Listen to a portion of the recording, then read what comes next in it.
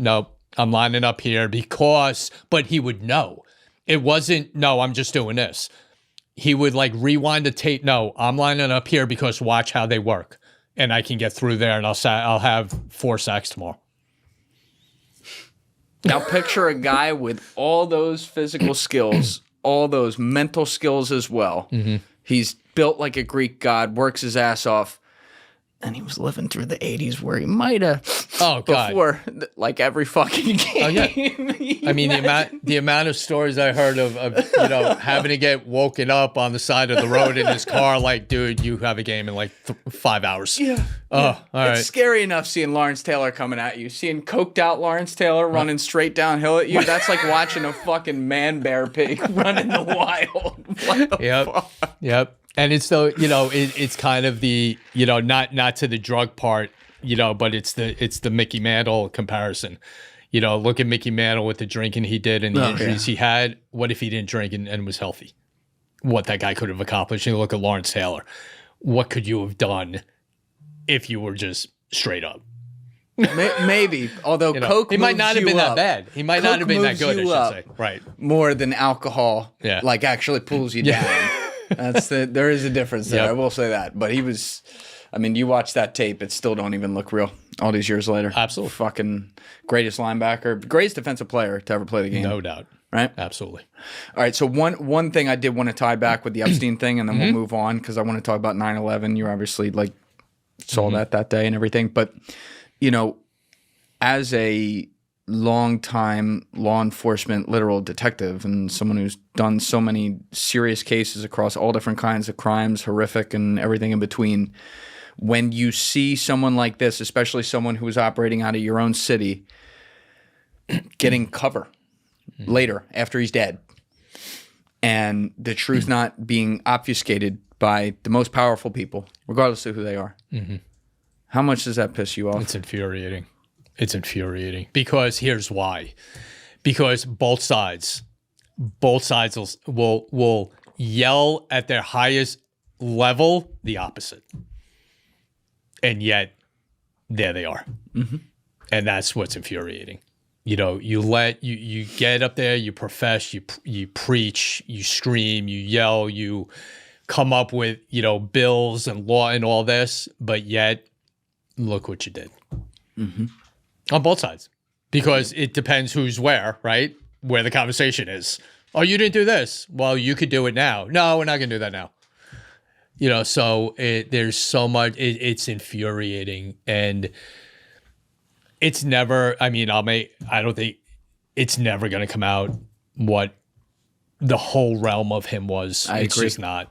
I hate it, but I agree. Right. It's not. Names, books, ledgers, whatever, all that crap is not going to come out. Does the NYPD still have anything to do with that case whatsoever at this point? I don't know. I don't know where, I don't know.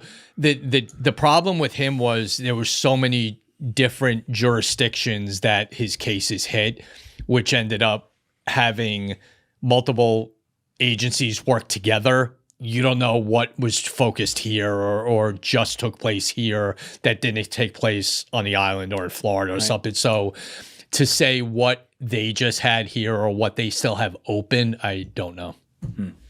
All right, real quick, I got to go to the bathroom. When we come back, too. I want to talk about we'll be right back.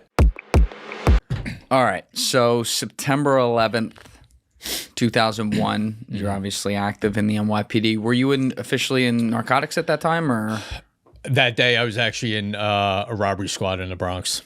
Interesting. Okay, so before we get to the context of that, I assume you remember exactly where you were? Oh, yeah. You either saw it or heard the first one? I was actually off that day, and I was in the car.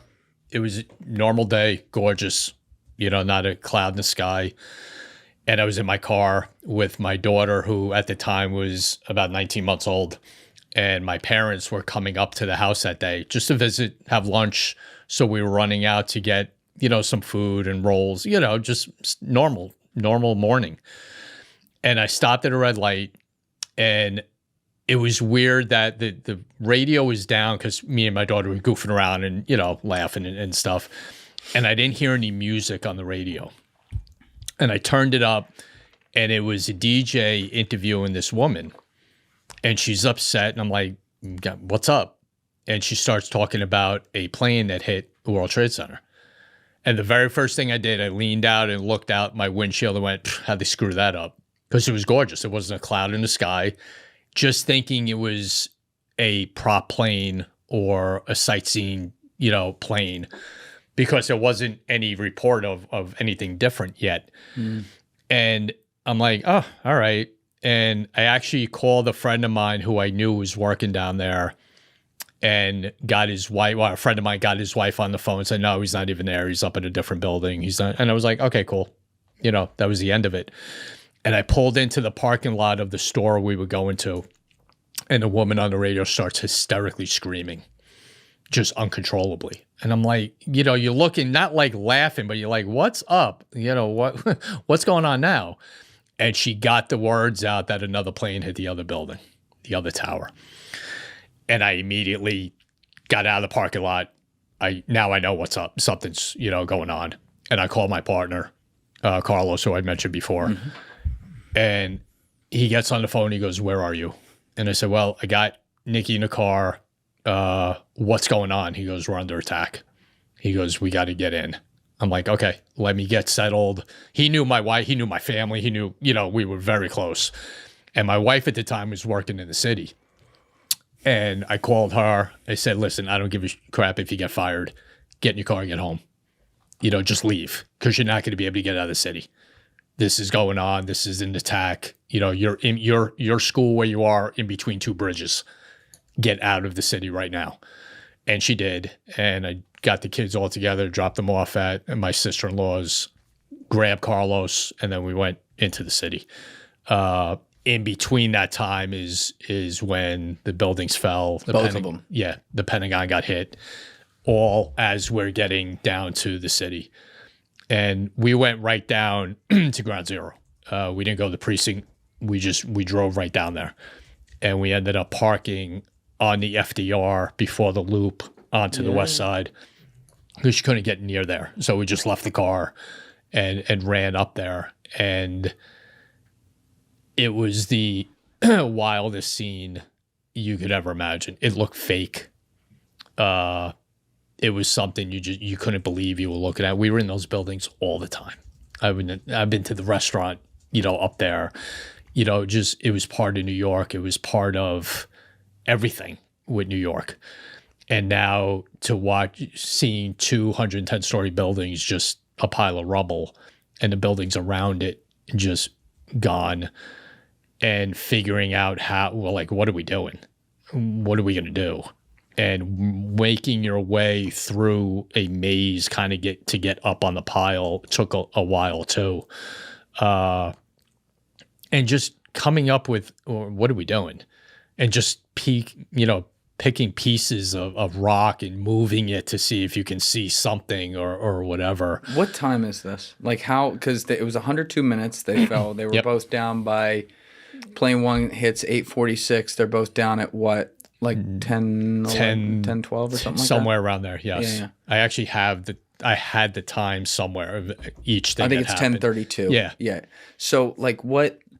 So we got down there probably, I'm going to say probably around 1, 2 o'clock, 3 o'clock, like around there.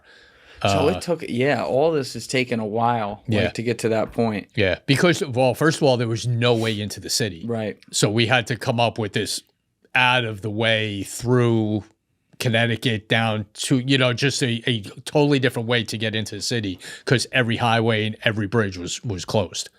So we... you drove up through Connecticut. Yeah, we figured a way out to get down like 684 through Connecticut, just a way to get into like Yonkers. I was going to say, and so then you came made through our like way. Pelham and all that? Yep. Wow. Yeah. And then made our way down there.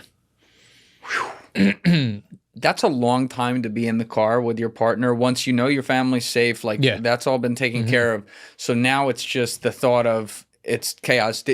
Were you guys radioing into the precinct to see what guys nothing. were doing? We did nothing. We just went. Nothing. We just went. So in this 3-hour, 4-hour car ride or whatever, you're listening to the radio, I assume. Yeah, yeah, and you're just getting, reports of what happened, and then you hear about, and then you can, where we are, you can see, the skyline, so you see the smoke. What's going through your head? Because it's a long time to process it probably wasn't that long. By the time I got the family situated and got to Carlos and all that, it probably wasn't it was probably a couple hours that we were in the car making our way down there by the time we got everything settled at home and then picked them up. But it was just realizing the world changed. And the reason and the one thing that really solidified that, and I've said this so many times on other interviews, watching military planes fly around New York City was looking up and watching these things bank around New York going, all right, this is not the same. The world's not the same anymore. Everything just changed. Seeing no commercial airlines and seeing military jets flying all over Manhattan, that was a holy crap, what really happened. And then the impact of it, obviously, then, more things start settling in of what happened that day. And then we were mostly in the car. And then the rumors were horrible. Like the entire first precinct of the NYPD are all dead. This is gone and that's gone. And we just grabbed a truck full of explosives on the GW Bridge. The rumors were wild that day. Is it so much noise that it's just like you're numb? Oh, yeah. Yeah. Yeah. You're just like, you're listening to kind of half of it. Of what's coming through, but the rumors of other things that were going on that day were pretty wild. And then we didn't hear, obviously, because we were in the car, we couldn't see it until like kind of the next day of like the jumpers and what people were really going through in the buildings at the time while they were still up. Didn't really resonate with anyone until like the next day, who didn't have access to a TV. People who were home watching it saw it all. Yeah. And it was just, it was a day you'll never forget, just like anyone who's, the JFK assassination, the Challenger blowing up, Pearl Harbor, all those historical events that people will never forget where they were, what they were wearing, who they were with. And then I think we went down the next day. We went down there again to do whatever you could do. And then then things kind of settled down and the NYPD kind of got control of, all right, we got to send a group here. We got to do this. We got to do that. And we got detailed to different things that were going on. You had the morgue. You had the landfill, which was in Staten Island, which was worse than Ground Zero. Going out there was worse than being downtown. Why? Because downtown Ground Zero was two piles to really see what was there. When you went out to the landfill is when everything was being taken out of Ground Zero, put on barges and brought out there, and you had to go through it all. So now the reality of victims and the reality of the devastation of bodies and body parts and all that hit you where you didn't see that at Ground Zero because of just the area. It's covered. Yeah. And now having to go through it and having, you're on a line and you have like 3 buckets next to you, and certain things go in one bucket, certain things go in another, and dealing with that on top of the air quality issue that went on of breathing in the crap that, that was at the landfill and being dressed like you're going to the moon, and going through everything. Were you all masked up and everything? Yeah. Not the first time we were out there. When I got out there, I think the first day I was out there was September 14th. And we were dressed like this, because no one really said anything to us. And then we came back like a week later and everyone's dressed like astronauts. You're like, what just happened?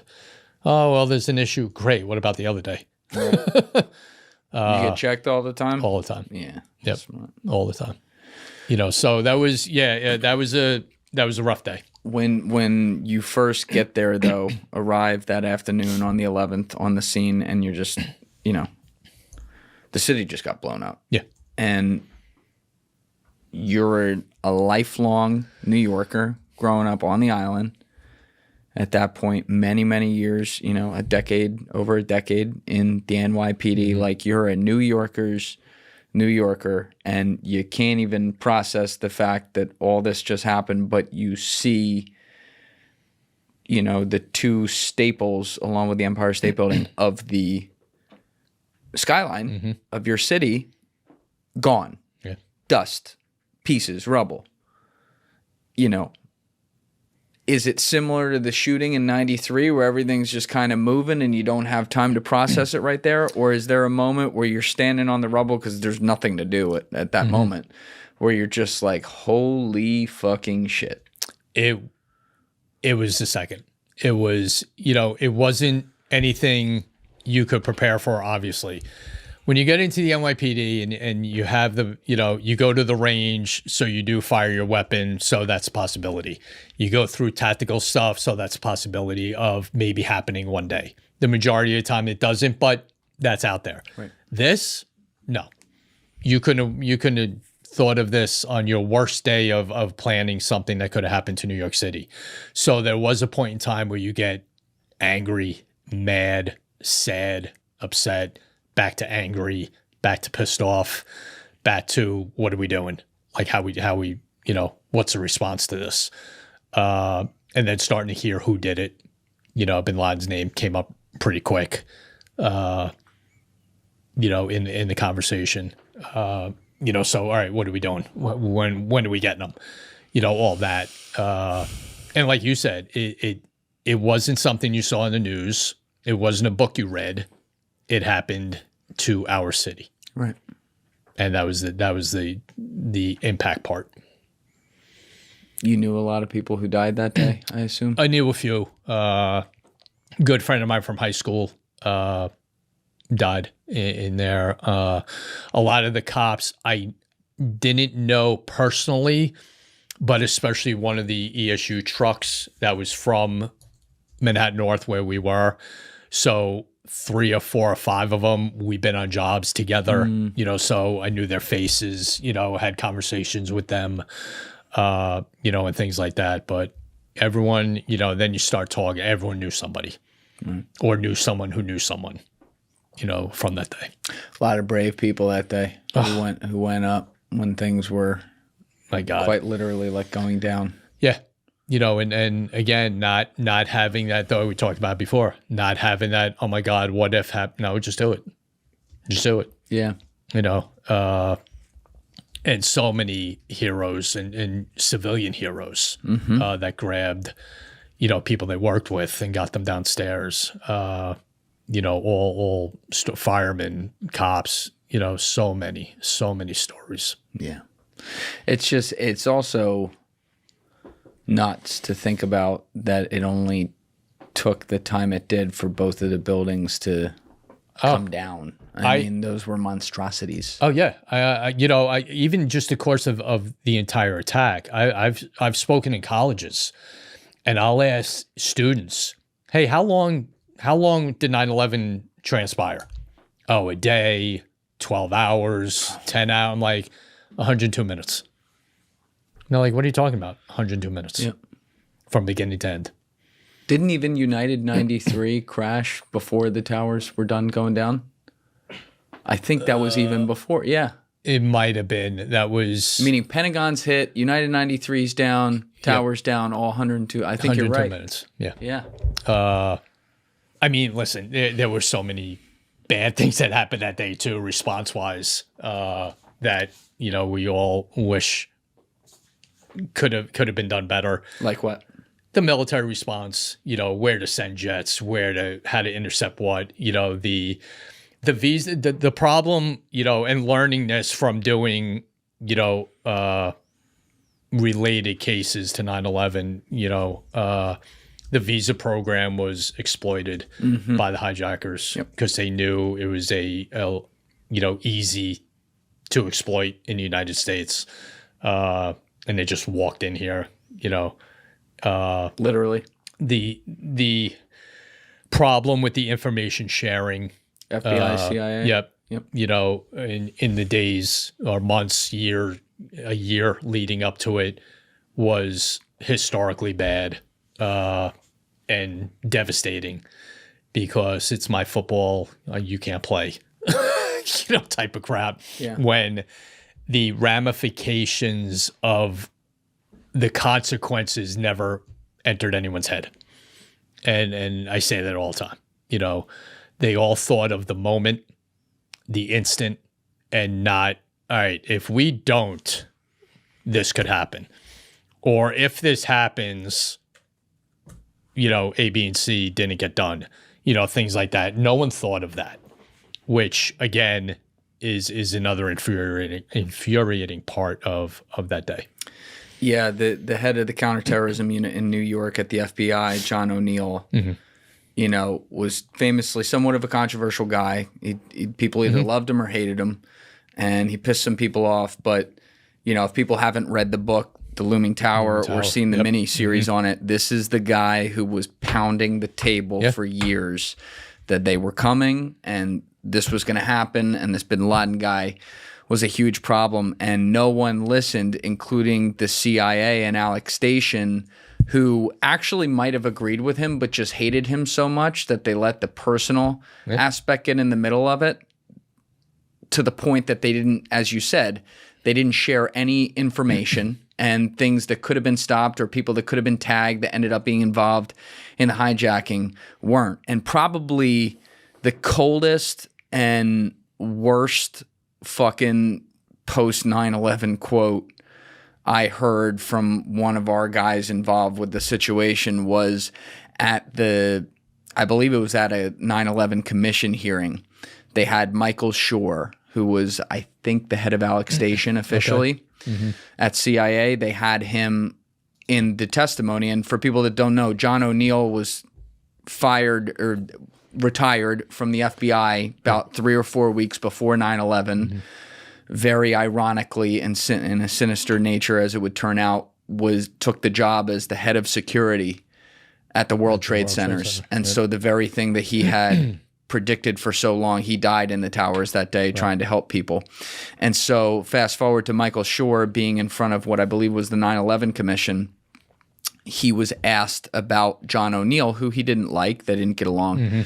But he had been asked about whether he liked him or not or something like that. And he was like, well, no, and all that. And then he piped in and corrected the record because they just said, like, you said you didn't like him. And he goes, no, actually, I said the only good thing that came out of that day was that the 2 towers fell on him. And when I heard something like that said after the fact, just like the lack of respect is fucking, that's one thing. But the fact that there was a hatred that deep and that bad of people who are supposed to be on the same team reeks to me of a culture that was so fucking rotten that a million heads need to roll for that. And the fact that someone would be that egotistical to say something like that in that moment, I mean, fuck you, dude. Yeah. Yeah, it was gross, and the more information that came out in the years later made it that much, made everyone that much more angry with what could have been done. And when you look at it, at the time when it could have been shared, it would have been easy. Yeah. They knew where they were. I mean, it wasn't, they had their names in the phone book. The cars were registered in their names. Bank accounts were in their names. They didn't hide anything. They didn't hide a thing. This is one thing I've told people. This was not a clandestine plan. It wasn't. They didn't cover anything up. They went online. They researched flights. They went to, flight training schools. They didn't do it in the cover of darkness or with different names. They were themselves. There was nothing that was hidden. So if you backed it up with the information that they had, especially, with the Kuala Lumpur part and then, getting into LA and San Diego, would have been easy. Would have been easy. But it was so, like you said, no, my ball, we're going to, we got this. Right. Crap, which is never works out when you hear that line. No. But when you see it that open, that's why so many people at home go, Yeah, of course. there's people who wanted this to happen. Right. And I get that. Yep. But so if you're there that afternoon, by the way, were you there like when Building 7 went down? Did you see that? That was afterwards. We got there. What do you think of that? It's another one that's, I don't get. I didn't spend a lot of time thinking of it because it's I don't know. And I'll be completely honest. I don't know how, why, when that all took place. That's one of those moments of it. The thing that here's the problem with that, you're just Building 7, and you just said it. When you have organizations, entities, agencies, whatever, that just don't tell you the damn truth of just what, hey, yeah, we blew it up, so it didn't fall. That's all you had to say. If that's what you did, then just say you did that. Yeah, we got a tech team in there. We blew it down before it fell and killed more people. Yeah. Done. That would be too easy. Done. That's what I mean.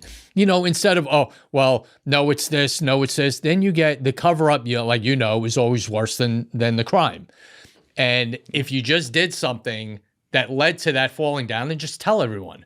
When secrets are told and non-truths are told is when conspiracies lose their mind and just take on a life of their own instead of just telling the truth. Yeah. And to people at home, like, we've seen real conspiracies play out on a massive scale, especially over the last 10 years, that then people just openly lie to you about, whether it be some of the stuff with COVID or, which was on a global scale, or the stuff with Epstein. So it's hard not to think that way about, well, what else are they lying about? Well, right. What And else that's did the they cover very up? first question that comes up. Yeah. Look at, even go back to JFK. That's where the term conspiracy theory started. That's right. And why? Because no one said anything. So people's imaginations just go and go and go. And now in this day and age, it's 10 times worse. Absolutely. Because now all you gotta do is get on TikTok and say one thing and it's over. Yep. 10 million views. You're good. That's it. Hey, this is what I think because blah, blah, blah for 35 seconds on a clip, and that's it. I think it's also, unfortunately, it creates the opposite effect, because the way you can drown out truth of conspiracy is by flooding the zone with a lot of noise. Yeah. Just every fucking thing. Right. It's the worst possible thing you can think of. And then, people just get exhausted and move to the next thing. Right. And then it gets to a point where you can't tell the truth. That's right. And that's what they get jammed up with. Oh, let's see how this play, whatever the conversation is. It gets to a point where you can't now go, well, this is what really happened, because no one's going to believe you. You had a very interesting post 9/11, though, with what ended up happening with your career. I did. Because, obviously, and thank you for covering like what it felt like in that moment. It's always a pretty hollow thing or not hollow. What's the word I'm looking for? Fuck, I just blanked out. I hate when I do that. I had a good word for that. But it's always like a harrowing. That's what I wanted to say. It's always a harrowing thing when I have people from different perspectives that day who saw it in different ways describe how they process that. It definitely still hits years and years later. It's not stuff you can unsee. But at some point there, I don't know if it's a week, a couple weeks, month or something, there's this task force set up that involves at least some aspects of NYPD, and you're one of the few guys who are chosen to be a part of this. So what was it, and what did this look like? So how the Joint Terrorism Task Force is actually, was in existence, started in 1981 when a series of bombings would take place around the city by a group, the FALN, targeting police stations and, a whole ton of stuff. So, and bank robberies that were taking place. So that's when it started. And then after, when 9/11 happened, it became this enormous monster. And the Joint Terrorism Task Force in New York City ended up becoming the largest in the country. Each FBI office has a JTTF, but depending on the manpower, it is what it is. You have 10 guys, you have 20 guys, you can have 3,000 guys like in New York, where you have 65 different agencies that are on one task force, 3 different branches, international branch, domestic branch, and intel branch. That's how large this became. And the way I got down there was actually I got a call from a sergeant I used to work with on patrol, who was a sergeant down in the task force. And we stayed in touch. He knew where I was working, over the years. He was a great guy, and called the 5-2 one day while I was there and just said, hey, what are you doing? And I said, we were doing something. He's like, you need to get down here tomorrow. Meet me on the corner in front of 26 Fed. I'm going to give you a packet, fill it out, and get it all done and get it back to me. And of course, I was like, all right, why, Mike? What's up? He goes, no, you need to get down to the task force. And you got to think at the time, JTTF was not a place you put in to go. It was very elite. It was not a lot of guys were there. You didn't even ask to go there. Like, hey, how do I get there? There was no applications. There was none of that. That's how revered it was. So when Mike said task force, I'm like, which one? Like, what do you mean? I didn't even think of it. And then he's like, no, JTTF, you need to get down here. So I said, okay, great. I met him down there the next day, did all the paperwork, did everything, did the interviews, and all that, and then got down there. And to be asked to go down there, especially after 9/11 and knowing what we were going to be doing, not only, doing a worldwide, investigative teams, that we had, your job was to make sure that day didn't happen again. Right. That was our biggest calling. That's not to happen again. And you're going to do everything in your power to make sure it doesn't happen again. And all your investigative knowledge and experience and all that is why everyone was down there with cases you did and investigations you did. And now you're going to make sure this doesn't happen again. And that was our goal. What was the first role you were given there? Like what specifically was like your job? I think the very first thing when we all got down there was running down the leads that were coming in, because after, even a year or so after 9/11, you were still getting this car's parked here, this guy's taking a picture of this guy, so you were running down leads like crazy all day. What kind of tech were you working with back then? I mean, now we know we got fucking cameras not a lot. everywhere. Right. There wasn't, I mean, still 2001, 2002, 2003, it wasn't where we are now, by any stretch.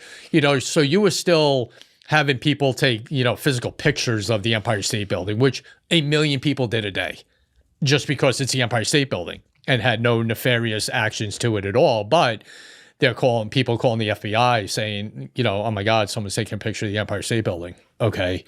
But that generated a lead that you had to go, get. And then as you started going, you got on specific teams with specific missions in specific areas of the world or groups that you were into, Al-Qaeda, Al-Shabaab, and Al-Qaeda 2 team. There were all different teams that you got assigned to with different groups that were out there. Was the purpose of being assigned to them tracking them down to track back towards the 9/11 greater 9/11 investigation, or was it also or more to track down from a preventative measure the things that you were finding out from an intel perspective that they might be trying to do? Yeah, preventative. It was making sure that group, and listen, every group, every terrorist organization, even today, New York's the number one target. Of course.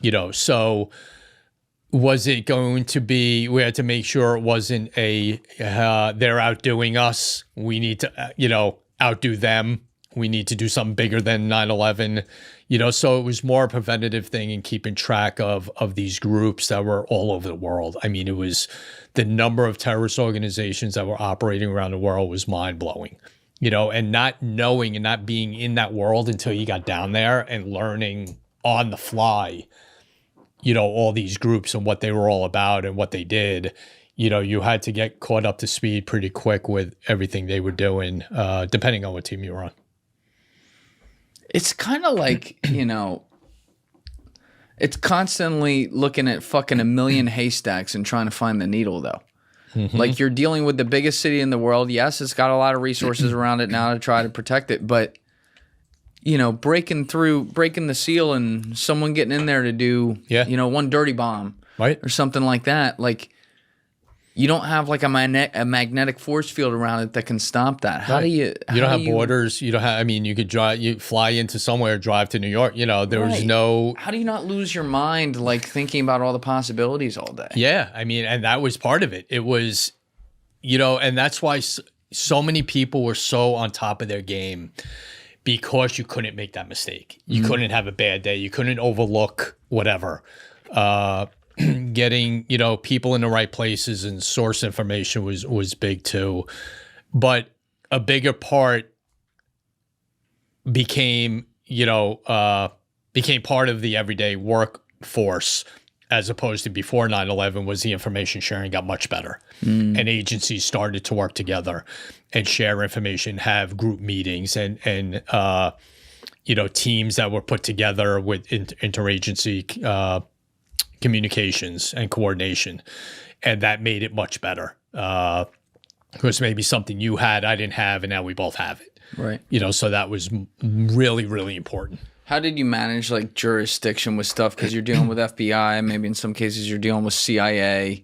You know how it is. It's like, I mean, we were unique because we were still all NYPD detectives, but we were, you know, given federal status under the marshals. So we had federal powers, but we're still NYPD detectives. Wow. You know, so we had the same powers as an FBI agent, you know, to get information, to receive information, to read it, to be in briefings, you know, all that. We all had top secret clearances, you know, and even some above that, depending on what you were working on at the time. So getting the information wasn't something that we were excluded from because we all had, you know, the proper clearances. It was finding out the right information and getting the right information to be actionable to something maybe you had working or something you heard or whatever. Sure. But the information sharing and the group workload was much better than it was. And we were able to go, you know, and then you got to know people.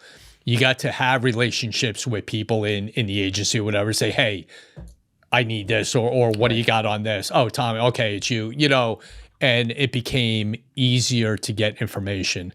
And the good thing was the way the FBI worked and the NYPD worked, if you had something going somewhere, you went. There was no, let's get this, you know, briefed and let's get this cleared. No, if I had to get on a plane and go to California, go. Just go. What was it like suddenly? I mean, you had spent your whole career basically like in the city cracking down on all different stuff. What's it like to suddenly be like, you know, we're going to Somalia tomorrow? Yeah, that was bizarre. It was inviting. It was great because we didn't. I mean, a day, listen, if you went to Jersey for a day, that was a good day. You know, if you worked in the Bronx and had to go to a Jersey department for a day, okay, great. Go over the bridge, go get something to eat in Jersey and have a meeting. Awesome. You know, and now you're getting on a plane, you know, going overseas and working in an embassy and, you know, dealing with high level people of power and influence and political figures and, you know, ambassadors and, you know, all that. And you had to be on top of your game. And here's why. And I don't mean it that the NYPD is the end all be all. And I don't want it to come across that way at all. But the NYPD detective is looked upon as, all right, you better know your crap. You better know what you're talking about. Don't walk in here and say, I don't know.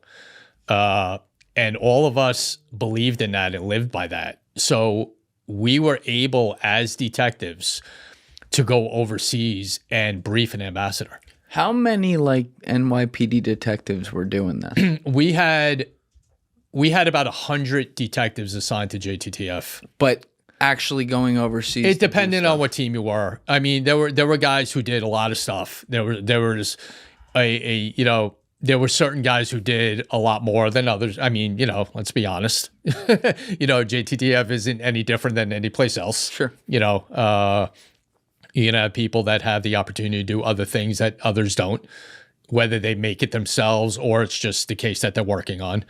But, that's when I said before, in the earlier part of the interview, Julian, was your communication skills.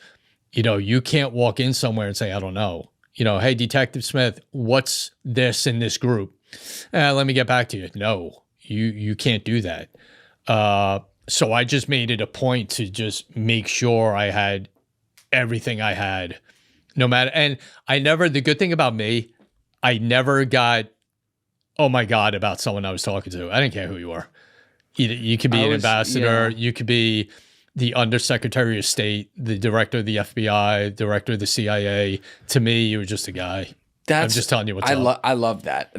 You're kind of answering this question, because what I was going to ask you is, was there ever, you got thrown right into this, and it's a whole different literal environment, totally overseas different stuff, whatever. Did you ever have a moment where there's like imposter syndrome? Like, what the fuck am I doing? Like, that guy's in the CIA, Oh, listen, there were moments, don't get me wrong, that you took a step back and went, whoa. Like, all right, I'm not in the Bronx. Right. I'm not dealing with the crackhead on the corner. This is someone, a group who wants to blow the world up. Yeah. And you can't be wrong. And the delicate thing about what we were doing is what you say has a tendency to become policy somewhere. So you better be right with the information you have. And when I say you can't walk in and say, I don't know, I mean that in a certain way. If you didn't know, you had to say you didn't know. Right. You didn't make stuff up or think, or, hey, this is what I kind of think. No, I'll get that info for you in the next 10 minutes. How would, from like a source developing perspective in all these different countries, just in general, you spent your career developing sources on the streets of the city that you knew. You knew every fucking thing that was going on, especially within your precinct and stuff. So you knew who people were. You kind of knew where they stood, and you knew how to build that relationship, to say nothing of the fact they all spoke your same language. Most of them did. Now suddenly you're in all these different countries, in all these different cultures, wherever the investigation may lead. How are you, an NYPD detective, successfully developing sources and winning their trust? Like, what did you have to change up to do that? Exactly the opposite of what you just said. I didn't change a thing.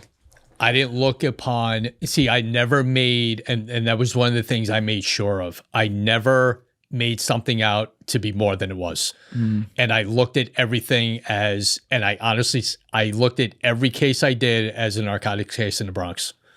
What would I do? What would I do then? What would I do with that case here? And I just did it the same way. I never, oh my God, this guy wants to whatever. I didn't. It was a bad guy I need to get. Humans are humans. That's it. And it was a case. And I never, and that's why I kind of, to this day, kind of pride myself, I guess, to a point of not getting stressed out about stuff. And I didn't then, because I just thought of it as what it was. It's a case. It's a bad guy. We got to stop him from doing this, just like I would stop a guy from killing a family in the Bronx. Okay, same thing. I'm going to go about it the same way. And a lot of times, maybe with an exception here and there, because of the amount of resources we had in the federal government, as opposed to just doing something in a precinct in the Bronx, but always kind of like, okay, we need this. Obviously, we need this and we need this. Let's just get this and see what else we need to stop this. So that's kind of just the way I did it. I didn't make more of it than it was. Now, there's a lot you did in these years that remains classified that you're not allowed to talk about publicly to this day. Is there one kind of story or investigation that you are allowed to talk about that stands out? Well, not to get into the operational weeds of it, but going over to Afghanistan as an NYPD detective was odd. In 2009, right? In 2009. This is like the fucking Afghanistan was going on crazy. Yeah, it was going on. And got sent over there on a case we were doing, a kidnapping case we were doing, that someone got grabbed over there, a U.S. citizen that we had to go get. Was it in New York? Well, I don't know if I'm allowed to ask that. Were you getting it because it was a New Yorker in your jurisdiction? It was a New York area based. Okay. Got it. Situation. How's that? That's good. And as different as it was that took a lot of, if I ever thought a lot about a case and the ramifications of it and what was really going on, it was that because it wasn't normal. Like I just said before, I wasn't going to the Bronx. I wasn't going to Brooklyn. I'm going to a war zone and I'm a detective. I'm not in the military. I wasn't in the military. Am I tactically okay in what I can do? Yeah, I was comfortable with my tactics and all that, but it was mentally getting ready for it and mentally saying, all right, stuff can go bad in an absolute blink and I'll never know it. Right. I'm not going to know if something blows up right next to me because I'm going to be gone in a millisecond and that's going to be it. So to get mentally prepared for that was a challenge. But I remember we landed in a country, stayed there for like a day because we couldn't take a direct flight to Afghanistan. Then we had to take kind of a commercial flight. U.S. Air wasn't going right there? No, no. Fuck. There was and then a contracted flight into Kabul. And on that flight is when I just said, okay, I'm good. We're ready. I got this. I have a game plan. I know what I want to do. I'm going to run it like every other case I've done in my career. I'm not going to do it any different. I'm good. Let's go.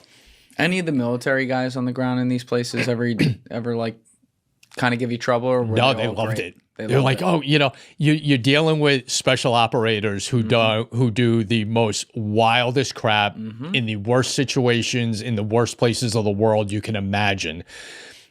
And for them to stand in front of you and you tell them, yeah, I'm an NYPD detective. They're like, holy crap. Hey, what are you doing? And they're like all into it. You're like, really? Like, do you know what you do? You're like, your team is like the New York Yankees to me. And you're worried about me. It's just, that's cool, though. It is, and that's what I mean by understanding what you represent as a detective in the NYPD, and how revered you are and how people look at you. You can't overlook that. Because if you do, then you're going to look like an idiot, and people aren't going to respect you. You have to understand what you represent. And when you have someone that's a tier operator going, oh my God, dude, like, tell me a story. Like, what? Like, I'm going to tell you a story of doing a search warrant and busting. And they love that. That's cool. So those relationships that we got to, talk to a few of the guys and them realizing who, where I worked was pretty cool. And, we take for granted that just because I'm from New York doesn't mean everyone else is. Here's a serious, badass tier guy who's from a town somewhere in America with 600 people in it. Right. Who's seen NYPD on TV. Yeah. And now one standing in front of him. So that was kind of cool. And like you said, in all these different countries, you're working with all different types of special forces operators, be it Deltas, SEALs, stuff like that. Yep, and combined, on certain task forces they had set up, and all that. And how many years did you spend on this task force, by the way? I didn't ask that. 17. 17. Yeah. So you from 01 to 18, you were doing this? Yeah. No, I got in 2003 to 2020. I got when I retired. 17 Holy years. Shit. Which was not the norm. There were I think 3 or 4 of us that were left there with that amount of time. That's wild. So 17 years. It's got to take some years off your life doing shit like this. It did. And you know what? It got to a point, and you're exactly right. It got to a point where I just had enough of the traveling. And a particular case I was doing that I was all over the world and just traveling a lot and down to DC, and it was a lot. Not the case I just talked about, another thing. Right. That was really, really heavy on me. I mean, I didn't know what time it was anymore. I didn't know what time zone I was in. My watch was always different. I looked, when you get to a point where people at work would look at you and go, "Yo, Smitty, you all right?" I'm like, yeah, why? Well, you look like you haven't slept in 4 days. Right. That adds up. And, it got to a point where I was like, you know what? Time out. I need to stop doing this, go to a different team, who didn't do as much stuff, because it was a lot. The kids were getting older. I had other responsibilities with coaching and all that, like we discussed, that I was not going to stop doing for anything. I mean, I would fly home from overseas, land, and go do a tournament like that weekend. 17 years of it being your primary job, literally at like the tip of the spear for your own city to prevent another 9/11, is a lot to carry around in your head every fucking day for that long. Like at any point, but for that long. That's wild. Yeah. It's impressive you did that for that long. And you know what? But the thing about it is I loved it. It wasn't like, that comes across. It can, you get to a point, like I just explained, like, hey, I need a break. I can't do this, is different than not loving what I was doing anymore. Two totally different things. Yep. Your body's your body, and there's only so much you put your body through, after a while, where before it starts going, dude, you need to take a break or I'm going to fall apart.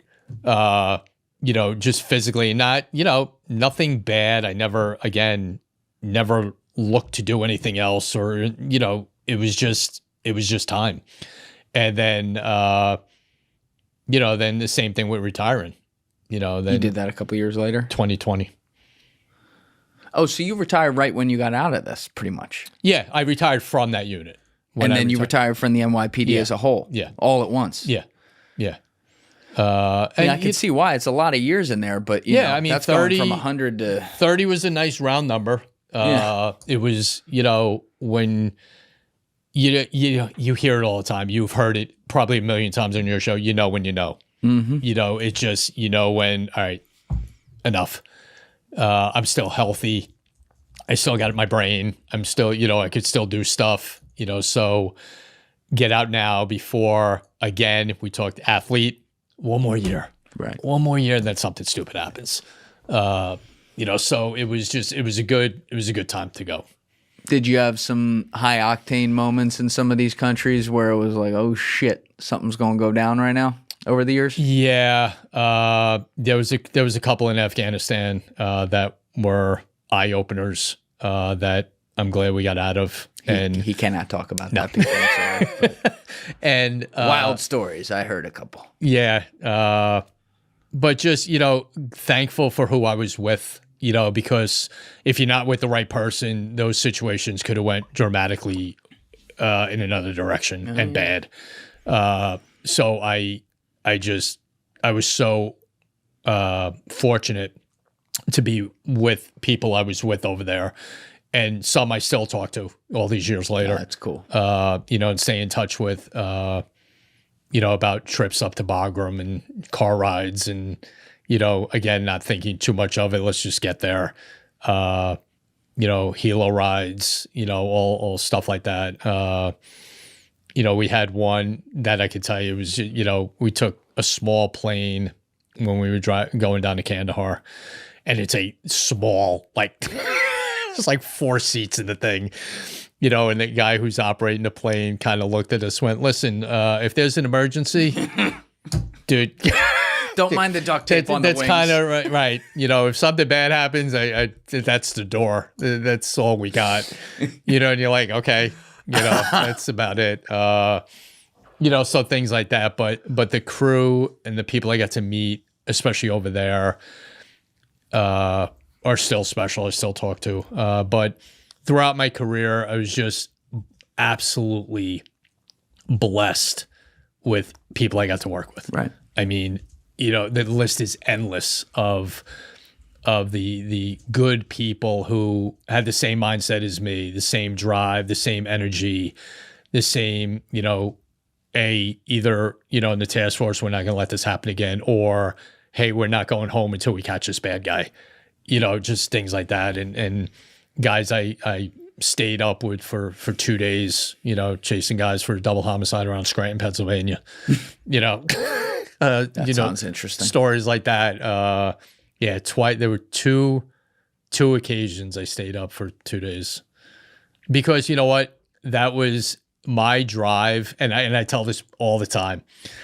You want like visuals of what drives people. Whenever I was chasing someone, like I knew they did it, and we just had to find them.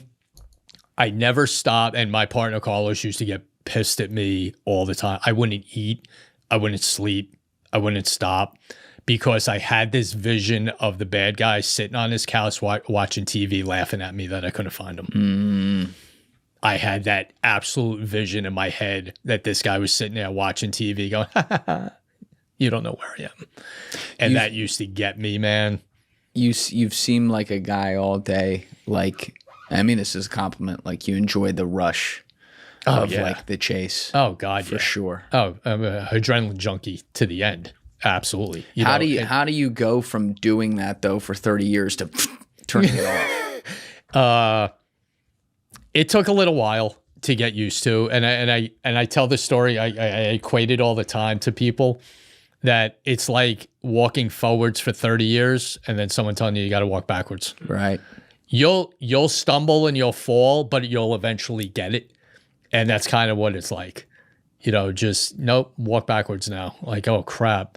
It's going to take a little while. And it did, when you see stories or you hear stories on the news or, you hear stories from guys you worked with, you're like, throw the cape on, let's go.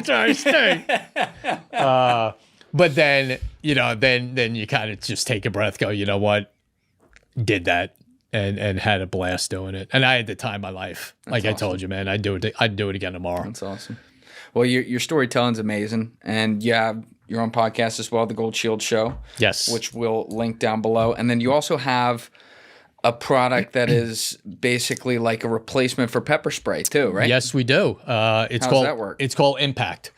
And Dan and I, my partner on the show, on Gold Shields, who was my partner in the gang unit and in terrorism task force, and he was my sergeant. So that's how we hooked up doing the show. But we came up with this idea of an alternative to pepper spray because no one uses pepper spray. Cops on the street hate it. It's horrible to use on people because it has an impact on your respiratory system. You're spending hours trying to drain their eyes of crap. So we came up with Impact, and what that does is it's the opposite of pepper spray. It is a extreme eye irritant. Sprayed in your eyes, you cannot open your eyes. You can't see, and it burns. But there is no cross-contamination. I can spray you and jump right on you. Nothing's getting on me. I can use it inside a car, in an elevator, in this room, and the only person that's affected by it is the person you're spraying. So it's just more targeted, basically. It's a targeted stream. And people can buy this? Absolutely. Online? Carryimpact.com is our website. Well, let's link that down below for sure. And there's on the law enforcement side, like I said about the cleanup, once you get the person under control, you get a half a bottle of water, pour it over their eyes, and in about 30, 40 seconds, you're fine, completely back to normal. Wow. With no impact on anything. Right. There's an invisible UV dye marker in it, so you can hit someone with it and find them later with a black light. God, that's such a cop thing. They'll be covered in it. But you'd be amazed how many don't have that. Yeah. So we put it in ours, and it's making its way around the country in different departments, security services, hospitals love it because they can use it in an emergency room or a waiting room, and no one's being affected by it except the person you're spraying. And our bottles are nitrogen propelled, so it's not air. So our smaller cans can hit you from like 12 to 14 feet away. Oh, that's nice. Yeah, nice we have a keychain, for the public that, joggers and runners can have right in their pocket that they can use. And It hurts. It works. That's for sure. I've had But it done to me many, many times, unfortunately. Oh, you've been the dummy on it. Oh, I had to. You know, it's ours. You know, you had to test it out, and but it's focused. It hits the one person, and that's it. It's a hard stream. Like I could walk around here and spray it all over this room, and you wouldn't even know it. Whoa! Until it hits your eyes, and it's working. You know, and departments are going to it and loving it. And like I said, it's making its way around, and we're pretty proud of it. That's awesome. All right. Well, we'll link it down below. I appreciate all the stories today. You're an amazing storyteller. Hell of a career, man. That's an interesting pathway you took. It was fun, but thank you so much. It was really a privilege to be here and being asked to be here. Thank you so much. No, my bedroom's right there. It's not that serious, you know what I mean? It's 7 feet outside the studio, but I'm honored that you're happy to be here. Thank you guys for watching the episode. If you haven't already, please hit that subscribe button and smash that like button on the video. They're both a huge, huge help. And if you would like to follow me on Instagram and X, those links are in my description below.